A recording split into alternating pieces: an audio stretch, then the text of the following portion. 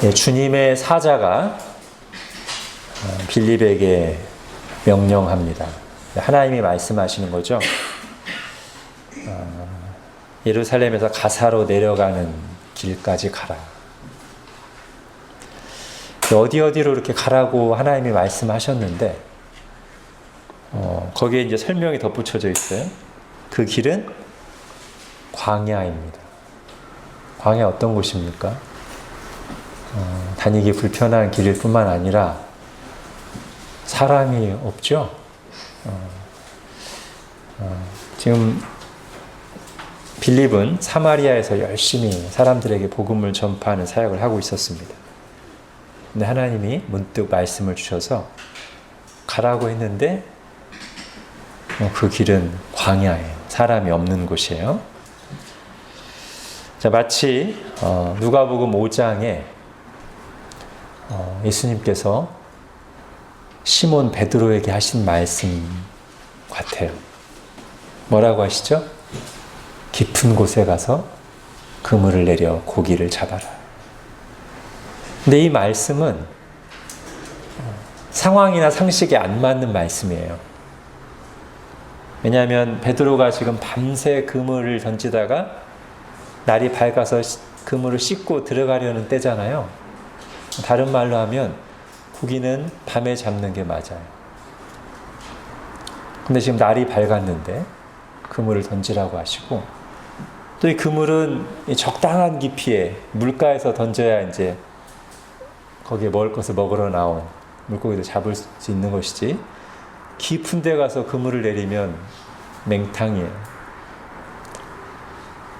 근데 주님께서 깊은 곳에 가서, 날이 밝은 지금 깊은 곳에 가서 그물을 내려 고기를 잡으라 하셨습니다. 근데 베드로가 어떻게 반응해요? 순종하죠. 밤이 새도록 수고를 하였을 때 잡은 것이 없지만, 풀어서 하면 지금 상황이나 상식으로 보자면 안 맞지만은, 그 다음에 나오는 말씀이 뭡니까? 말씀에 의지하여 그물을 내리리이다. 오늘 빌립이 그러고 있죠. 광야로 가라 했는데 갑니다. 그리고 27절에 일어나 가서 보니, 그러니까 가기 전까지는 아무것도 안 보였던 거예요. 가서 보니, 이게 하나님의 방법일 때가 많이 있죠. 가서 보니, 순종해서 가서 보니 어떤 사람이 있어요.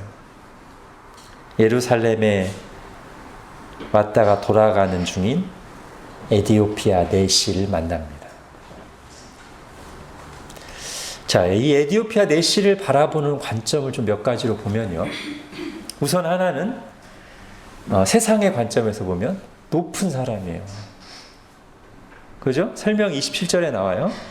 에디오피아 여왕, 왕이에요. 여왕의 모든 국고를 맡은, 모든 국고, 그러니까 나라의 재정을 총괄하는 사람이에요. 이런 사람 뭐라고 해요? 실세, 그죠? 이 나라의 최고 실세예요.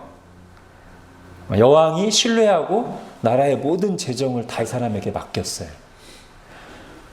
마치 창세기에 나오는 요셉과 비슷한 위치가 아닐까. 바로가 요셉을 신뢰해가지고 네 위에는 나밖에 없다. 다 네가 관리해. 자, 그런 이 에디오피아의 최고 실세, 고위 관리입니다. 세상 관점에서 보면. 자, 빌립이 유대인이니까 유대인의 관점에서 보면 또 어떤 사람입니까?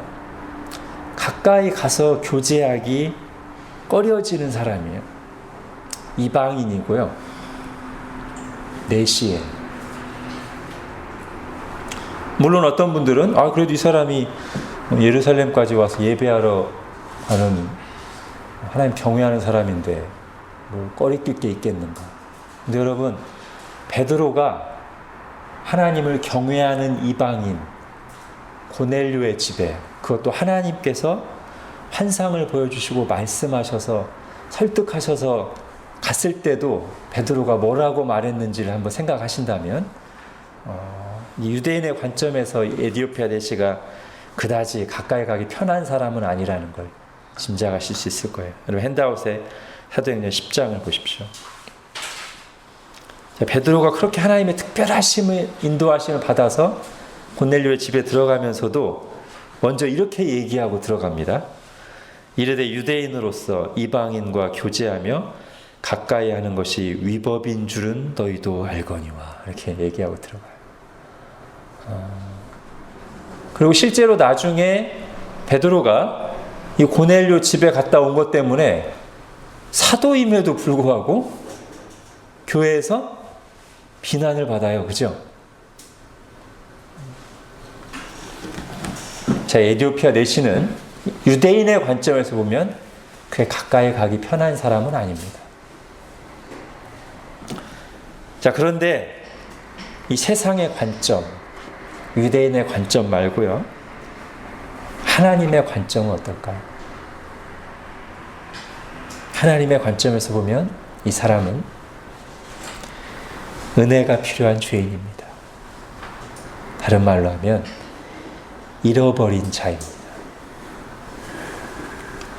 여러분 삭개오가 그렇죠? 삭개오가 부자였고요. 이스라엘 사람들, 유대인들이 정말 죄인이라고 손가락질하면 싫어하던 사람인데 온갖 삭개오에 대한 부정적인 관점이 가득했는데 예수님께서는 삭개오를 뭐라고 말씀하세요? 잃어버린 자들. 내가 반드시 찾아야 돼. 잃어버린 자다. 그리고 찾으시죠? 자, 이 사람을 구원하시려고 주님께서 사마리아에서 사역하던 빌립을 이 광야로 불러내셨습니다. 자, 오늘 설교 제목이 준비된 사람인데요. 본문에서 누가 준비된 사람일까요? 자, 우선 에디오피아 내시가 준비된 사람입니다. 어떤 준비요? 믿을 준비. 예비된 영혼이에요. 우리가 이제 전도팀이 이제 전도하러 나가기 전에 모여서 이제 기도하잖아요. 그때 뭐 거의 우리 빼놓지 않고 하는 기도 중에 하나 그거죠. 하나님 오늘 예비된 영혼을 만나게 해주십시오. 근데 오늘 본문의 에디오피아 내시가 바로 그런 사람이에요. 예비된 영혼이에요. 내시의 말과 행동 속에서 그것이 잘 드러나죠. 성경을 읽고 있었고요. 28절에 보니까 이사야 두루마리를 읽고 있었고요. 특히 31절을 보십시오. 지도해 주는 사람이 없으니 내가 어떻게 성경 말씀을 깨달을 수 있겠습니까? 하면서 기꺼이 빌립을 청하여 자기 수레에 같이 올라앉으라고 합니다. 이 사람 높은 사람이라고 했죠, 그죠? 겸손히 그리고 기꺼이 광야에 나타난 이 하나님의 사람 빌립에게 말씀을 깨우쳐 주기를, 가르쳐 주기를 요청하는 거예요. 얼마나 준비된 영혼입니까? 사람들이 31절처럼 다 말하면 너무 행복할 것 같아요. 그죠? 제가 가르쳐주는 사람이 없는데 어떻게 하나님 말씀을 깨달을 수 있겠습니까? 어서 제게 이 말씀을 좀 해석해 주십시오. 가르쳐 주십시오. 다 사람들이라면 얼마나 행복할까요? 그죠? 자기가 모른다는 걸 인정하는 사람. 그리고 성경은 가르쳐 줄 사람이 필요하다는 것을 아는 사람. 그래서 자기가 높은 사람이든 낮은 사람이든 관계없이 기꺼이 배우고자 청하는 사람. 이런 사람이에요. 예비된 영혼이죠. 자, 그리고 이 사람이 이제 36절에 가면 빌립에 전하는 복음을 다 듣고 나서 이렇게 말합니다. 여기 물이 있는데 내가 세례를 받음에 무슨 거리낄 게 있겠습니까? 이 말씀대로 은혜 받기를 사모하는 것이죠. 근데 여러분, 이제 우리가 조금 더 생각해 보면요, 이 에디오피아 내시가 이렇게 준비된 사람이고 자기 속에 있는 이 근원적인 갈망을 겸손히 표현했잖아요. 근데 이 갈망이, 즉 하나님의 뜻을 알고자, 은혜 받고자 하는 갈망이 에디오피아 내시에게만 있겠는가? 그렇지가 않다는 것이죠. 모든 인간에게 있고요. 특히 하나님의 택하신 백성들에게는 이것이 있습니다. 근데 그것을 드러내지 않거나 심지어 본인도 자각하지 못할 때가 많이 있어요. 어떤 계기가 있기 전까지는 여러 가지 장애물들과 포장에 둘러싸여 있어서 죄와 편견과 오해와 환경과 이런 것 때문에 그 사람 속에 이런 근원적인 갈망이 있다는 것을 주변 사람들이 눈치채지 못하기 쉽고, 본인 자신도 내 속에 그런 거룩한 갈망, 하나님을 향한 그리움이 있다는 것을 인지하지 못할 수 있어요. 여러분 생각해 보세요.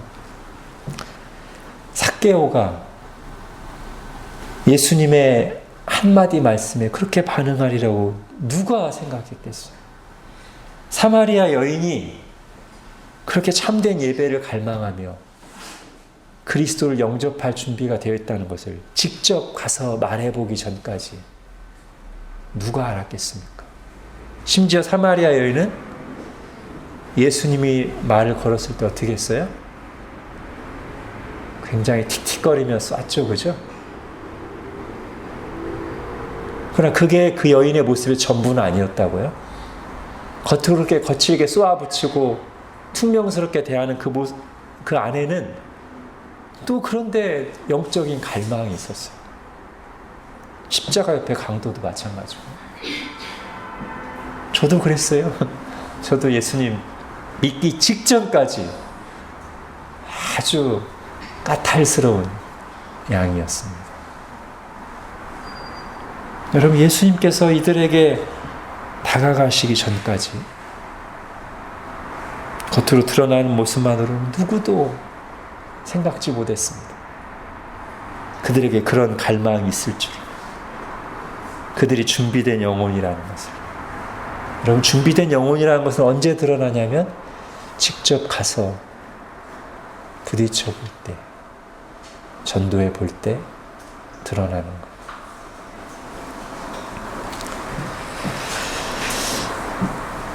자, 에디오피아 내시가 준비된 영혼이었고요. 또 한 사람이 있죠. 빌립도 준비된 사람입니다. 어떤 준비요? 전도할 준비. 특히 에디오피아 내시에게 전도할 준비가 돼 있었어요. 이 빌립은. 그래서 하나님이 부르신 거예요.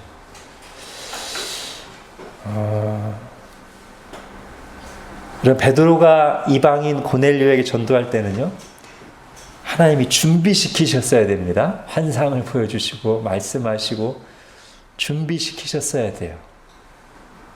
근데 빌립은요, 이미 준비되어 있었어요. 적어도 이 부분에 있어서만큼은 사도보다 나았습니다. 빌립이. 어떤 준비일까요? 이방인에게 다가가 열린 마음으로 복음을 전할 준비. 이 사람이 제일 먼저 사마리아에 가서 복음 전한 사람이잖아요. 유대인들이 이방인 못지않게 사마리아인을 정말 원수처럼 여기고 싫어하는데, 우리가 오늘날 일본을 생각하듯이 그 이상으로.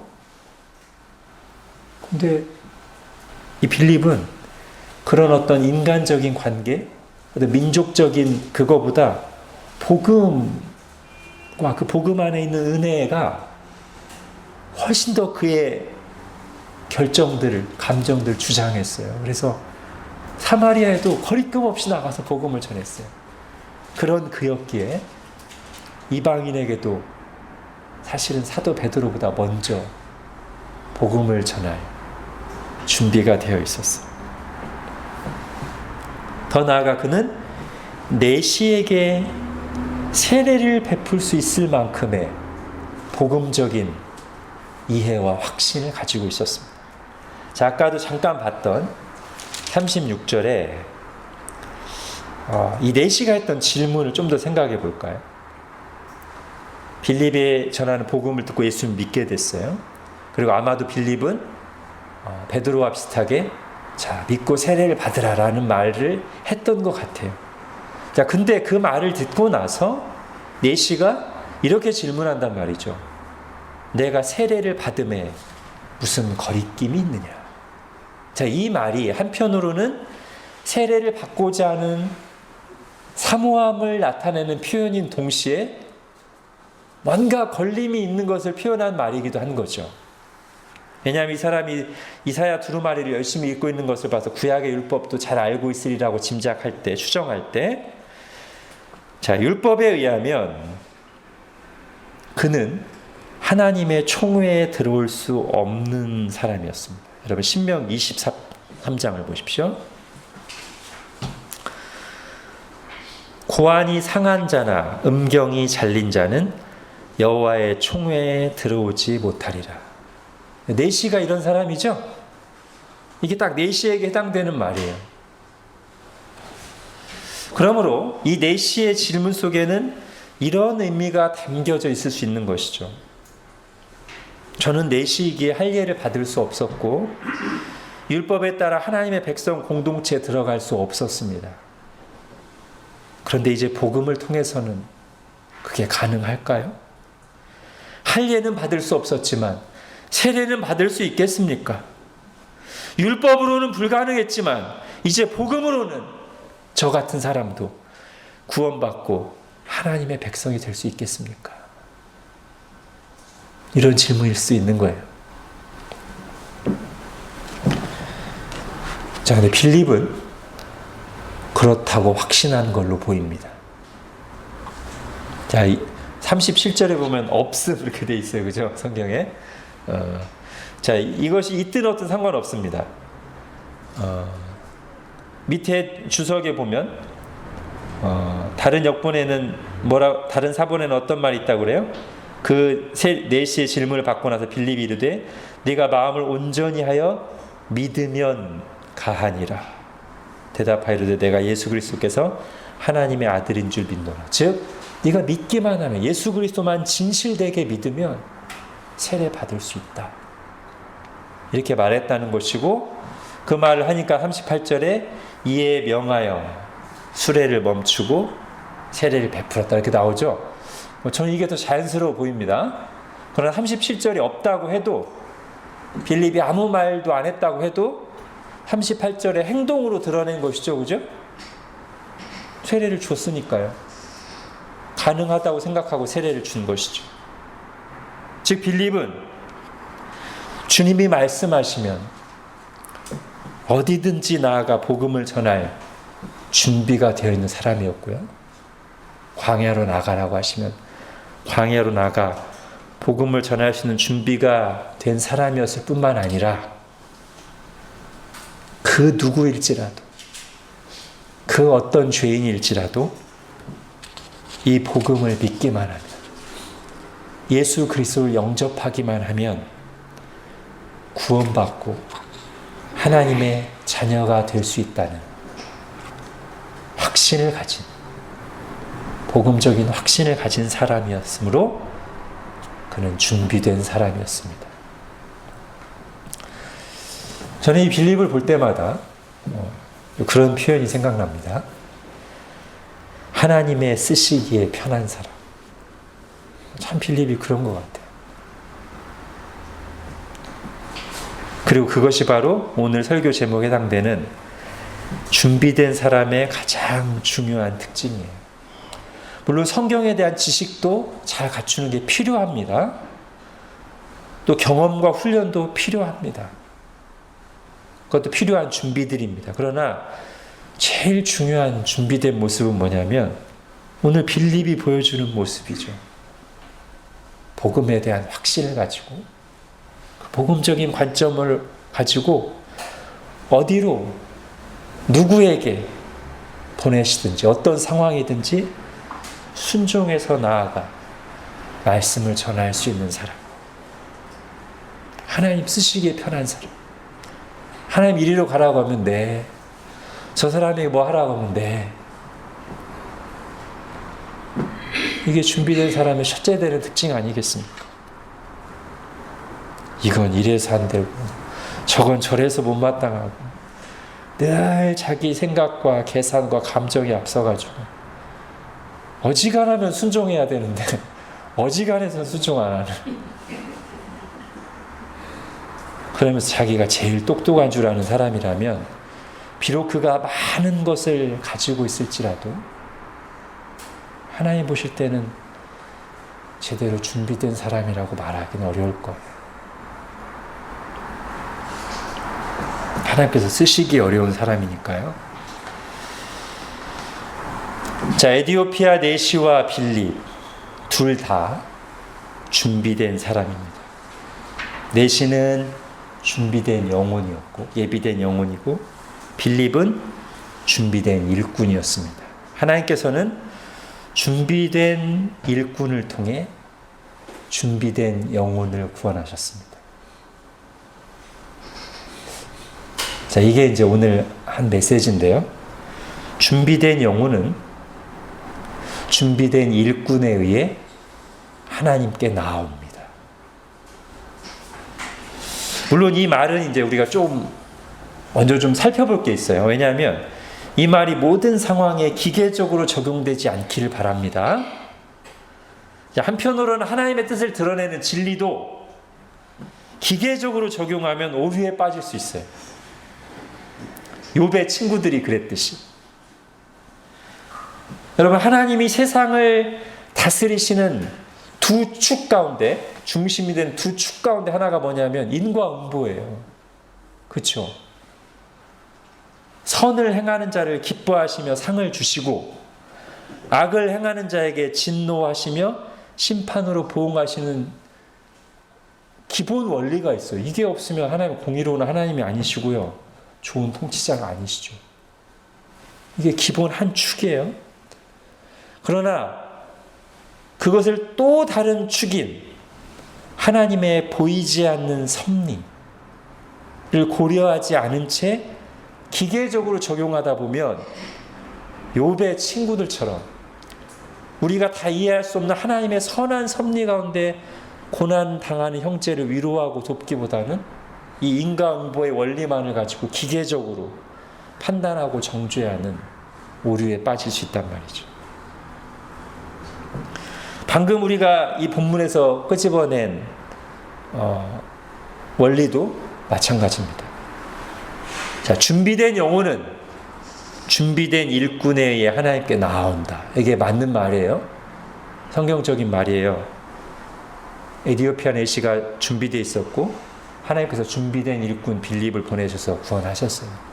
그런데 이 말이 자칫 눈에 보이는 사역의 결과만을 보고 그 사람의 신앙과 올바름을 판단하는 말로 오용되어서는, 기계적으로 적용되어서는 안 된단 말이에요.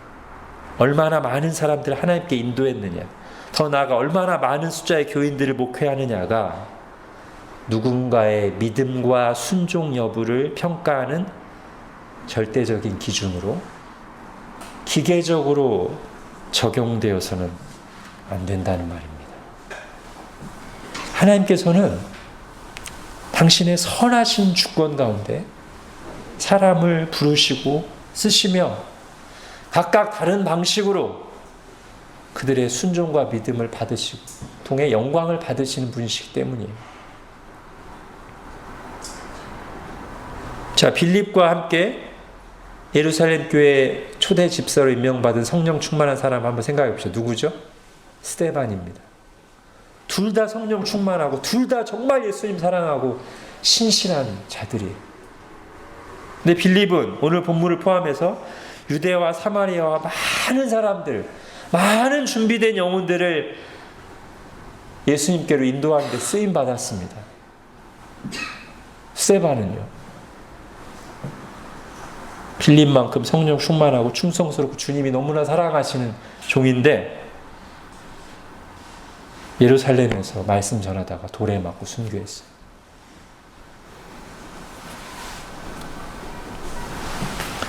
하나님께서 어떤 사람들은 물고기가 많은 곳으로 보내셔서 그물을 던지게 하시고 그래서 많은 이들을 구원하는 데 사용하시고, 또 어떤 사람은 몇 명뿐일지라도 하나님께서 사랑하시는 아주 적은 무리의 양들이 있는 곳으로 보내셔서 그들을 돌보며 섬기게 하시는 거죠.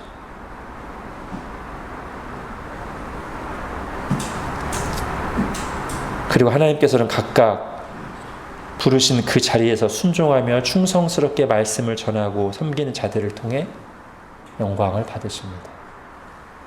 자, 이런 전체적인 이해 속에서 오늘 메시지를 받기를 바랍니다. 준비된 영혼은 준비된 일꾼에 의해 하나님께 나옵니다. 즉, 누가 더 많이 낚았느냐를 말하는 게 아니라 미끼를 물 준비를 하고 있는 물고기가 기다리고 있을지라도 결국 하나님께서는 말씀에 순종하여 낚싯대를 들이우는 사람을 통해서 건져 올리게 하신다는 말이에요. 준비된 영혼인 에디오피아 내시가 다녀가고 이사야 53장을 읽고 있을 때라도 결국 최종적으로 이 에디오피아 내시가 구원받은 것은 준비된 일꾼인 빌립이 가서 실제로 전도했을 때 그 빌립을 통해 구원을 받은 것이죠. 여러분, 우리 주변 사람들에게 이런 비슷한 상황 일어날 수 있잖아요. 여러 가지 인생의 고난들 때문에 마음이 가난해져 있을 수 있고, 하나님이나 성경에 대해 알고 싶은 마음이 들 때가 있고, 교회 한번 다녀볼까 하는 마음이 들 때가 있는데, 바로 그때 다가가서 한번 찔러보고 들어주고 관심 가져주고 전도하는 사람을 통해서 교회로, 예수 그리스도께로 나오게 된다는 것이죠. 여러분, 전도하는 입장에서만 보면 준비된 영혼을 만드는 것은 하나님께서 하시는 일입니다. 물론 우리가 기도로 그 일에 참여합니다. 그럴지라도 그 기도를 들으시는 하나님이 우리가 모르게 이제 준비해 놓으시는 거예요. 자, 우리가 준비할 건 뭐냐면 우리 자신이 준비된 일꾼이 되는 것이죠. 여러분, 적어도 전도를 위한 준비에 있어서는요, 신학 공부 엄청나게 많이 할 필요 없습니다. 그저 예수님 믿으면 누구든지 죄를 용서받고 구원받아 하나님의 자녀가 된다는 복음만 굳게 붙들고 있는 것으로 충분합니다. 전도할 때는. 양육할 때는 좀 다를 수 있어요.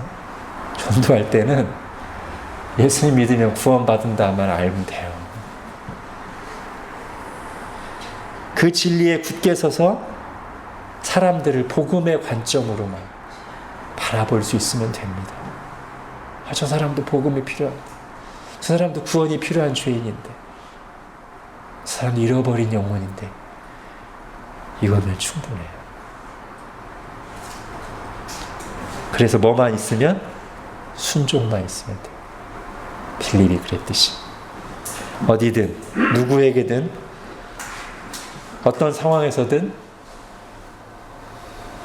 예수님을 말할 수 있는 준비, 들어줄 수 있는 준비. 하나님은 그렇게 준비된 일꾼들을 통해 준비된 영혼들을 구원하십니다. 그럼 오늘 본문을 이제 전체적으로 한번 생각해 보십시오. 빌립이 에디오피아 내시에게 나아가는 과정까지는 주의 사자가 나타나 말씀하시고 성령께서 말씀하시고 막 특별한 인도하심이 있었어요. 그러나 마지막 순간에는 결국엔 전도에 미련한 것을 통해 구원하십니다. 이게 하나님이 정하신 방법이에요. 우리가 다 할 수 없는 하나님의 인도하심 과정들이 다 있어요. 근데 맨 마지막은 결국 순종을 통해 이루어지는 전도에 미련한 것으로 구원하십니다.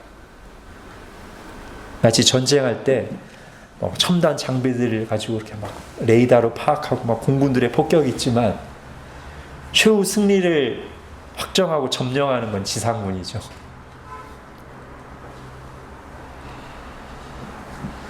여러분, 왜 하나님이 이렇게 하시겠습니까? 이걸 통해서 우리가 얻는 유익이 뭡니까?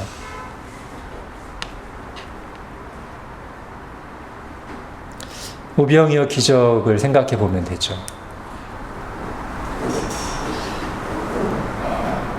여러분, 오병이어 기적을 베푸실 때 주님께서 제자들에게 원하셨던 두 가지가 분명하게 있습니다. 그게 뭘까요?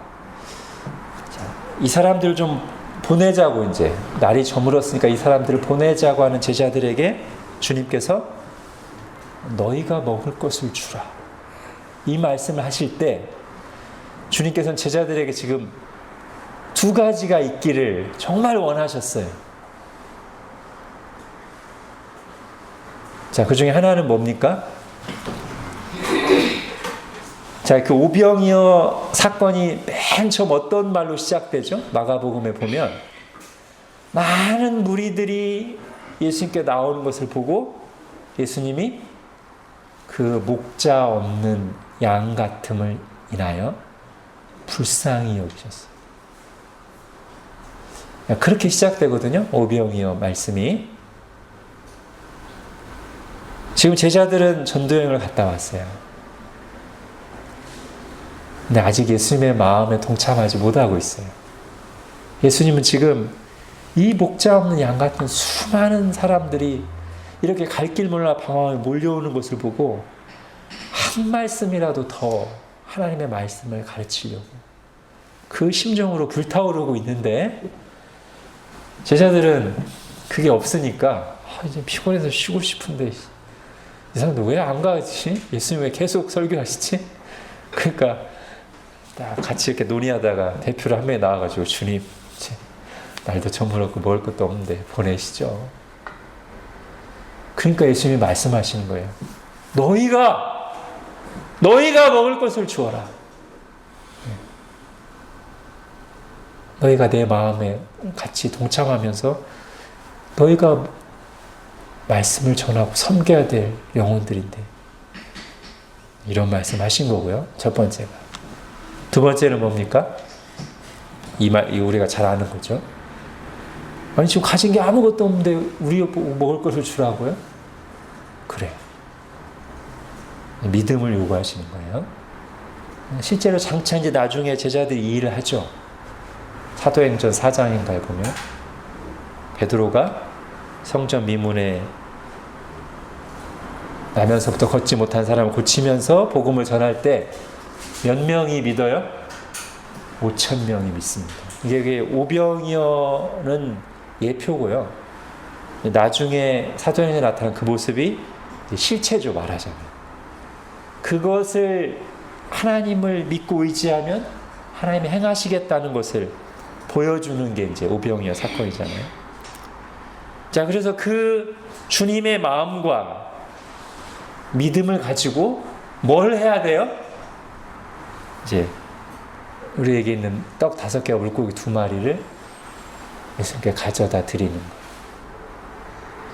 그리고 예수님의 말씀에 순종해서 사람들을 떼지어 50명씩 100명씩 잔디밭에 앉히는 거예요.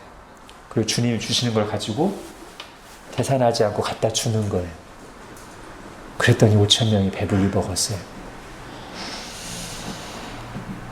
자, 이 과정을 이제 밝게 하시는 거예요. 우리 주님이 직접 하시지 않고 이 과정을 겪게 하심으로 제자들에게, 우리에게 하나님의 마음을 알고 동참하게 하시고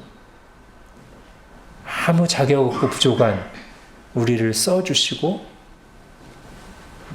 우리를 통해 영광 받기를 원하시는 거예요. 요즘 우리가 수요일날 요리문답 하고 있는데 일문답에 인간의 제일 되는 목적이 뭡니까? 하나님을 영화롭게 하고 그를 영원토록 즐거워하는 것이죠.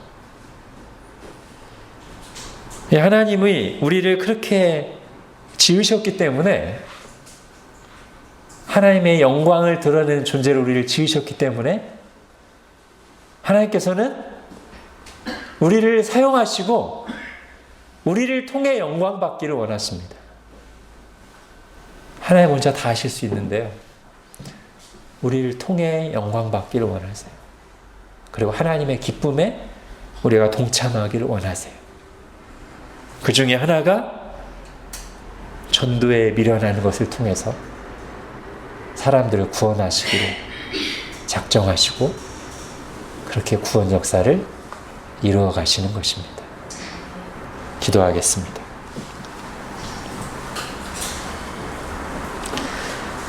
하나님 아버지, 오늘 말씀을 통해 주님께서 준비된 일꾼을 통해 준비된 영혼을 구원하시는 것을 봅니다.